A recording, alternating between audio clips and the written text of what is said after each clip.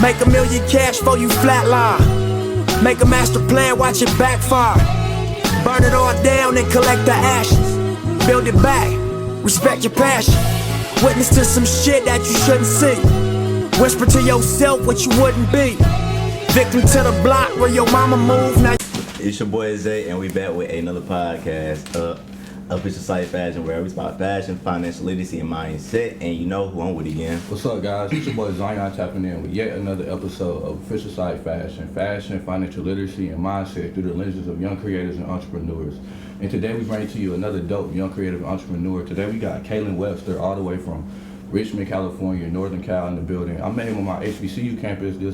It's a whole, like I tell y'all, it's a whole bunch of dope people on campus, and Kalin's one of those people, man. He actually made a name for himself DJing, so you better known as DJ Kalin. How you doing today? Yes, sir, I'm chilling, man. How you doing, G? Man, I'm doing great, bro. I really thank you for coming through and being on our platform, man. No problem, man. No problem at all. Man, so, man, I'm going to go ahead and kick this one off today, man. Like I said, man, I met Kalin on my HBCU campus. He's a DJ. He's made a name for himself. He's established a brand and or influence for like within his field, right, man? Mm-hmm. But I want to give the people a little insight on you, bro. So you said you from Northern California, Richmond, California, bro. Yes, sir. So like growing up, what was your childhood like? And if I would have asked the young Kalin what he wanted to be, what would he have told me? Oh man, so the young Kalin, that's a tough one.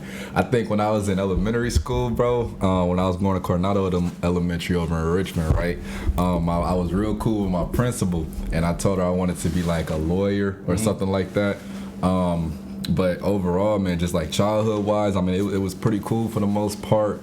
My mom and pops, they would split up and stuff like that, so I would, it was time I lived with my mom and stuff like that, and I always be with my dad and stuff on the weekends. But like I said, I grew up in Richmond, bro, so it was pretty mania out there. It was always a lot going on, bro. Like even in elementary school and stuff like that, just like we be in after school program, you hearing gunshots and stuff like that. They making us lead the kickball field to go inside because people shooting and stuff like that, So it was just always stuff going down over there, bro. And it's like when I was growing up, it was just during the time in Richmond when things was real rough and stuff like that. So that's the best way I could explain that. But thankful for it though, made me who I am today for sure. Most definitely. Mm-hmm. I mean, so when you say Richmond, man, because I thought about that movie called Coach Carter. So did you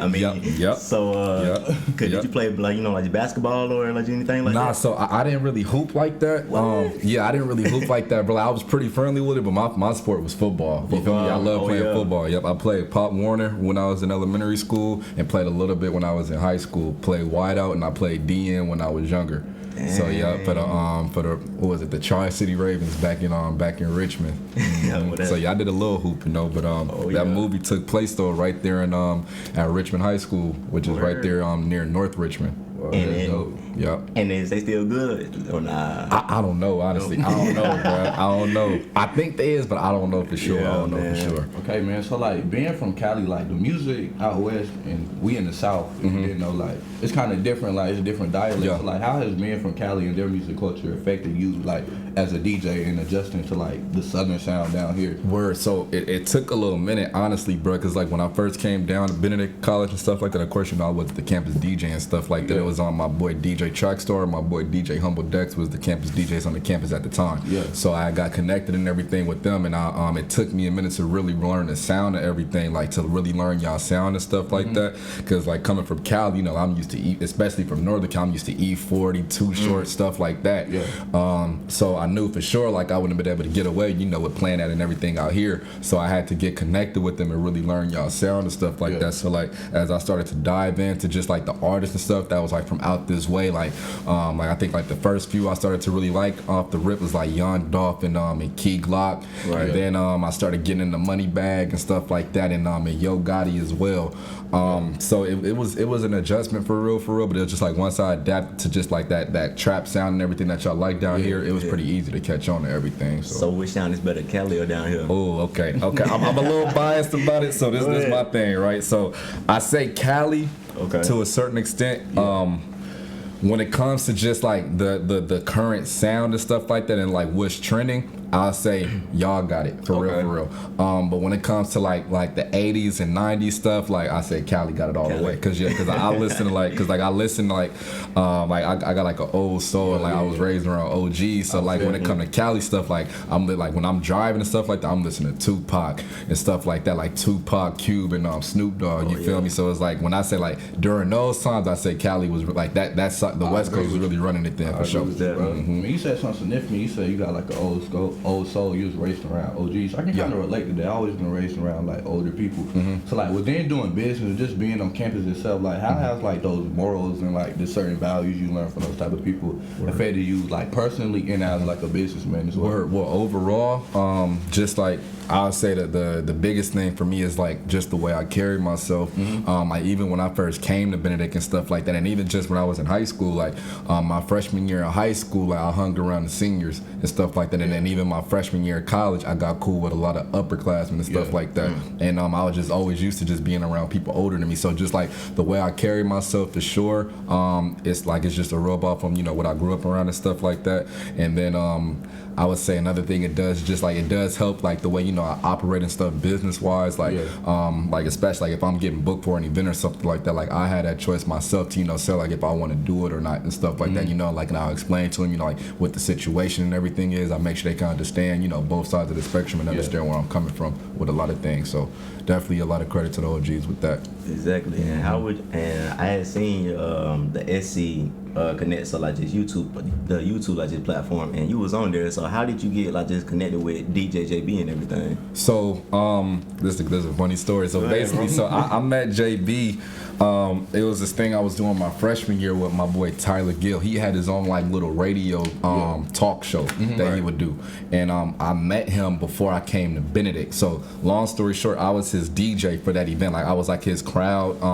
I was like I forgot exactly what you call it, like just like the audience coordinator or whatever. Whereas like I would make sure the audience and everything is clapping when they needed to and stuff like that. So JB has seen me doing that one day.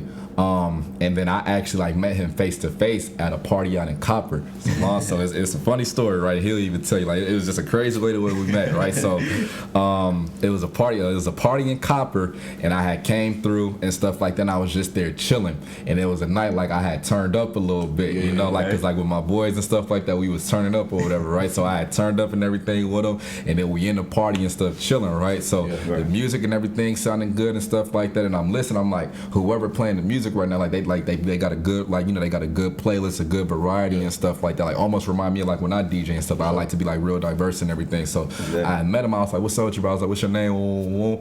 And he's like, I don't even think I remember him telling me my name. And like that's how lit I was. Just like I don't even remember like when he told me his name, but I just remember. Long story short, he had walked away, and what happened? He walked away, and the music had turned off, and I ended up trying to get the music and everything back playing. Yeah. His laptop had dropped and it had broke. Damn. So so me and him it wasn't really an altercation. It was just like me and him had talked and everything right outside the party and stuff like that. And he was just like, you need to replace it. And I was like, bro, I got you. Like a lot of people like that was at the party and stuff. They was saying like it wasn't me that had dropped it and stuff like that. But I was just like, I was behind it though. It probably wouldn't have dropped if I didn't go near. So I was like, I'm gonna make sure you get your laptop and everything replaced. Speaks to your integrity and your morals. Yeah, that's a fact. So yep. So I got the laptop and everything replaced for him, and then ever since then we've been cool, and even to this day, like he basically told me, he was just like, since that day he seen me DJing everything for the Tyler Gill show. That's what actually inspired him to want to get into DJing. That's great. Let's talk about when did you ever first when did DJing first come across your mind? You realized it was something you could really do or something you want to learn? So for me, my pops was the local DJ back in Richmond, so I would go to events and stuff like that with him and help him set up and stuff like that. And like I guess like when I was in high school, like my early years of high school, like I wasn't really tripping for real. I was just like just vibe and stuff like that. But when I turned 17, my dad had bought me my first board, my little SB. He bought me that, and he had asked me when we was at the Guitar Center. He was like, "You want it?" I was like, "Yeah, I'll take it." So when he bought me that's when I really started diving into it, and I was like, "Okay, yeah, I could really do this and stuff like that." So I would just practice and stuff like that, and then like every time I would go with him, he'll let me bring my stuff and everything with me, just so I could just practice and stuff like that. You was learning from a young age just by watching your dad. Basically. Yeah, I was learning from a long age. A young age, but I mean, I was always musically inclined though. I'm a self-taught drummer. I started off as a drummer and stuff like that. Played the drums at church and everything. And my initial aspiration, what I really wanted to do with music was I wanted to produce, produce music and stuff like that. But DJing had basically just took over that for real. Hey, man, it's in your blood, man. Yeah, for sure. Yeah, I mean, so how would you describe like your work like just ethic though? Well, I know for me, like I work my butt off, bro. Just in general, because it's because simply just because like DJing isn't the only thing I do, because I'm still in school and I'm in the military as well, and I do ROTC at my school as well. So it's like what I was telling you before.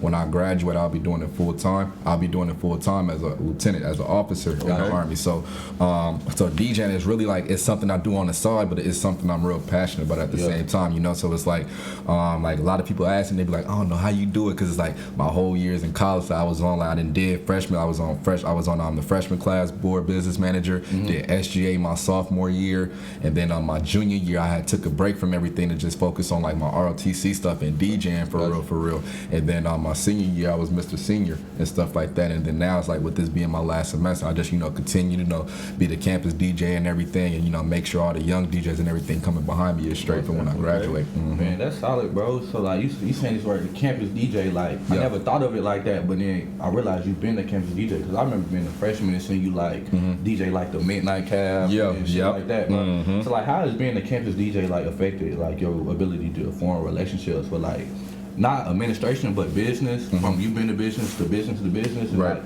form relationships with like the people in the parties and like the people you meet and networking and things like that? Overall, I mean, I feel like it was a great platform, because it's like even on campus, it's like when if people mention my name, like the first thing that come to their mind is just that I'm DJing and stuff like that. Like even with the faculty and the students and stuff like that. So I feel like it gave me a lot of leverage, and like as far as people like they'll know me and like respect what I do and stuff like that, and like they could tell like I'm real passionate about what I do and stuff like that too. So I think it's just like I think people just kind of like gravitate towards that and just just like respect me because of that and show love because of that. And like I just show love back for real. Just show love to everybody I come in contact with and stuff like that. Speak to people. I feel like sometimes like like with the whole military thing, like it kind of give me like a little stern presence sometimes. I don't feel approachable, but like I always speak to people every time I run into them. Like once I know people, I'm gonna speak to you. But like people say I don't look approachable sometimes, but like I'm a cool dude when you get to know me. You listen to this. I want to like interview everybody that's doing something. But you said something else that was significant, bro. So like within you doing so many different things, like if DJ was able to like give you everything you want from it today, would you do DJing since it's what you're passionate about above the military and everything else, or do you feel like you still want to juggle both? That's a good question, bro. So it's kind of a tough answer, because I was actually talking to one of my battle buddies about it, and because I was just telling him some of the stuff I've been doing and stuff like that, like especially this year, just like a lot of people kind of starting to notice my talent and stuff like that, not just on campus but off campus as well. It's like my boy, he be telling me like, man, like he like, Kalin, like you getting big in this DJing game, man. He's like, you might not actually need the military, but I'm like, my thing about it is just like I put in a lot of effort and stuff into like my military career as well. So I feel like if it was to give me all I want, I would probably just flip it to where it's like I would do DJing full time and still do like military things on the side. Gotcha. I don't think I'd just like give up the military at all, like strictly for DJing for real. Just because like the military is something has really set me up for life wise and everything. Like what has the military did for you over the course of the years? What have you learned by that experience? Overall, I would say like it really shifted my focus. So like I said, I went to basic training going into my junior year at college, and after that experience, it kind of really just shifted my focus into what was really most important, and I shifted my focus strictly to like my school stuff, my military thing, and DJing. So it kind of helped me just really shift my focus to focus on things that really have a benefit and back end to it in my future, that really play a part in my future for real. I feel that, bro, like 100%, because like within what we trying to do, like man, like being on campus, there's so much going on, so like how do you balance everything? Like, I need to work and get to what I want in life, and like I need to live at the same time. Cause like it's hard trying to find that balance. Cause I know I struggle with that. Like, you'll feel like you working, you got so much shit, so much other stuff you feel like you gotta do. But it's like, man, you gotta live in the moment. You gotta have fun. It's okay. Just take a day off sometimes. Yeah, no, that's a fact. I mean, my little thing is just like I say, like work hard during the week so you can play harder on the weekend. So like my day to day, like my Monday through Friday, like it's strictly, you know, handling school stuff, handling military stuff and stuff like that. I normally wouldn't really take events throughout the week unless like it just like depends on like the occasion. Like if it's something for the school, then like I'm gonna definitely do that and stuff like that. Normally like stuff and everything off campus, I really wouldn't take that booking throughout the week. Now on the weekend, it's a different story. Like on the weekend, that's when I just kick back or whatever. Like my Fridays and Saturdays, I just kick back, man. Enjoy the scene and stuff like that. Like if I got an event or whatever, like I'm gonna enjoy that and stuff like that. And then I'll kind of do the same thing like Sunday, but like getting toward like that Sunday evening, that's when I start locking back in. Like okay, like it's time for another week, time to handle stuff. So that's really how I balance everything. And you got a lot like this on your plate too. Like so how are you able like to market yourself and everything like that? So this has been my thing, right? So I wouldn't really put too much effort into the marketing part of DJing right now, just because like I know I'm still in school and stuff like that. But when I graduate, that's when I'm gonna really start putting, you know, like the marketing, like putting a lot more effort into the craft and stuff like that. And mainly because like how'd I put it? Like while I was in college and stuff like that, I wasn't sure if I wanted to keep the name DJ Kalin when I graduate. I wasn't sure if I wanted to stick with the logo I have now or add more to it, just little stuff like that. So I wanted to use like my college years as just like, you know, time to really train up and everything for it. And then like even for like with business majors, we do a senior defense. We can either do a research paper or a business plan. I'm gonna actually do a business plan on my brand as a DJ. I'm gonna do that too. I'm gonna count it. Yep. So I'm gonna use that as just, you know, like just, you know, ways, you know, to take those steps and stuff like that. Because like my professors and everything, they told me, they was just like, yeah, you could use your, you know, I could use my business and stuff like that. And being that it's already an active business, it'd make it a lot more easier and stuff like that. Like let's talk about that. Like DJing, like people might think of like these different crafts people do. Like it's like it's just a hobby or he just doing that for fun. Like podcasting, it's a business. DJing, it's a business. Like it's not more what you do, but it's like your brand present. Like when you think DJ, I'm gonna think DJ Kalin. When you think podcasting, I want you to think official side fashion, right? So like, how has like the age of social media like affected you? Like, you want to be known to more people, like, and how has it like? How do you look at yourself and like, I want to set this type of perception when people think about me? Like, what do you want people to think of when they say DJ Kalin? What do you want people to think? Well, I definitely want to think about somebody, you know, that's a real cool person to be around and stuff like that, and somebody that's like I use this term called real DJing, because mainly just because it's like a lot of times and everything, like especially like in today's society, like people like to take shortcuts when it comes to learning the craft. And a lot of people, like a lot of DJs today, they don't really take that time to really learn the craft and everything the right way, because it's like DJing really is like a real craft for real, and it's like a lot like it's technique and everything to it. Like just like if you hooping or like playing football, like it's certain stuff like you really got to learn for real before, like, you know, like you could like be like, of course, you know, people they call themselves a DJ, you know, if they got a board, they doing events and they playing songs and stuff like that. But like a real DJ is somebody that can actually, you know, that knows how to read their crowd, can actually mix from one song to another song, can actually beat match and stuff like that, you know. So I use that term real DJing simply because like I know for a fact, like I put, you know, like I said, like putting 5 years into it, like half of that 5 years was just really investing myself into the craft and really learning the craft and really just learning the technique of DJing as a whole. Yeah, I feel like there's anything you gotta do, you gotta put the time in to learn the ins and outs of it. So like you can become like what you're supposed to be within that field, bro. So like, what's some of the stuff you enjoy most about DJing? Like some of the things you don't really like within dealing with DJing. Okay, so I say that the two things I enjoy the most, bro, is just being able to like just take one crowd, bro. Like they could be out, like it could be just certain people, whatever in the crowd. They could just be having a bad, boring day or whatever. Just like being able to transform that into just like a excited, like a great vibe. Just being able to transfer the vibes in any type of crowd is a beautiful thing to see, bro. Like energy. Yeah. Yeah, just transfer the energy. Like even if it's like from people that I know, like if it's like stuff on campus, like people I know on campus, all the way to just a group of people I don't know. You know, just being able to transfer that, you know, just to change that energy is a great feeling. And then second thing is just the joy of music as well, bro. Because like I said, like when it comes like the whole real DJing thing, like DJs and stuff like that, we mix one song into another. So it's like just that joy and everything of like if you DJing and stuff like that, especially if it's just like a song you like and you blend it clean with another song, it's like you get into it for real,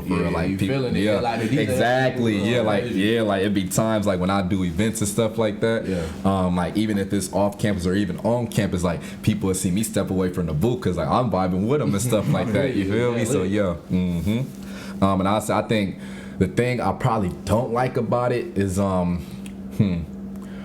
I feel like people don't give DJs enough credit for what they do for real, cause like no matter what, bro, like the DJ, like I don't care if it's a wedding, like a wedding reception, like any type of party, bro, any type of social gathering with people, bro, the DJ is always gonna be the life of the party. You feel me? Like the only thing that plays a role into the DJs as well is the promoter. So I feel like people don't put a lot of much emphasis and everything on DJs and stuff like that to the point where it's like, you could plan the party, you can invite the people, but at the end of the day, the DJ is still gonna make that party a party for real. You know, like it could be a heck of people in the party, but if the DJ ain't on point, then you feel like you wasting your time for real. The So DJ is significant. Exactly, the DJ is significant. So I feel like a lot of people don't be understanding that for real with certain stuff. Yeah, you ever dealt with like any janky promoters or like any bad setups or anything like that within DJing?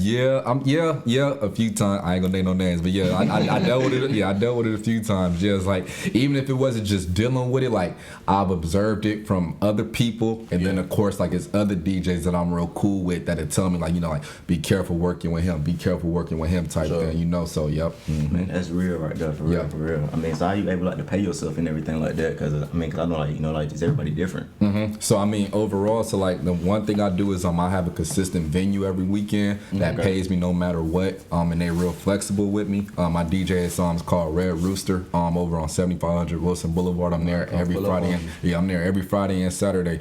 Every Friday and Saturday evening. So like that's like if I don't have nothing going on throughout the week, that I'm doing that every weekend. So that's like my consistent thing that I have every weekend and stuff like that. How important is that as a DJ to have like a constant demand for your services? It's very important, bro, because it's just like I feel like every DJ, especially like if you still coming up or whatever, and like if you still like need to get equipment and stuff like that, you should have something that's consistent. That way you making consistent money from that particular thing to where you can invest in more stuff, you know. And just like me doing that alone, like I was able to invest like in more speakers and stuff like that.